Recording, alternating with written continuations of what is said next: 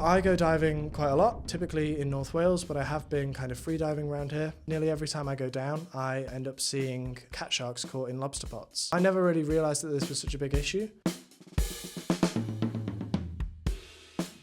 So I thought, why not implement this device which is being used in longline fisheries as bycatch management to try and see if this works the same way on lobster pots. I managed to speak to a company called Fishtek, and they've lent me one of their shark guards, which is an EPD, an electrical pulse device. So it produces an electric field that pulses on and off in the water column. There is no electric current going into the sharks. The sharks are not being tased. So I've tried to explain this in other ways, kind of like a strong smell for humans. So it'd be kind of unpleasant to stand near, but wouldn't be like harmful or painful. And they have the whole pool that they are able to kind of move away from the device if they so choose, which is kind of what we're hoping to see as a repulsion. So I started the research with phase 1, which was working with lobsters. So I had 3 lobsters in the labs, and I had them in the large pool with the device hooked up to a lobster pot.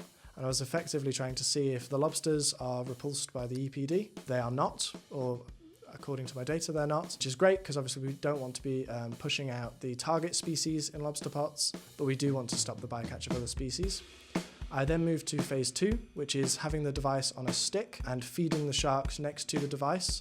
So we did that with the device turned on and turned off to see whether they were repulsed by the device with it turned on, but there was no visual deterrence when it was turned off. That all worked well. The sharks were repulsed when it was turned on and didn't care that it was there when it was turned off. So now I've got the sharks in the pool with the lobster pot and the device hooked up to the lobster pot.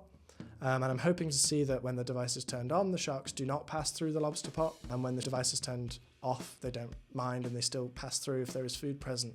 Over the past few months, I've really kind of got to know them. So some of them are quite shy. You'll see that some of them have best friends who they always kind of lie with, which is really cute. And yeah, like it's been a challenge to try and like get to know everybody. They all look very similar at the start, but once you work with them, you learn their like spot patterns and their behavior. We've got one shark called Bruce who decided that he doesn't like eating squid. I thought, oh, sharks, they'll eat whatever I put in front of them.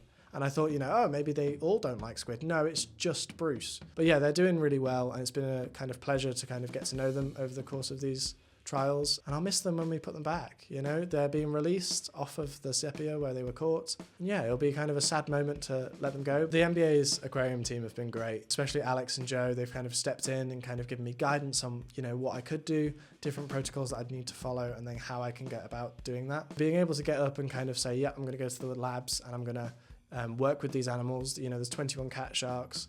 I've had 3 lobsters. But yeah, just being able to work with animals it's exciting.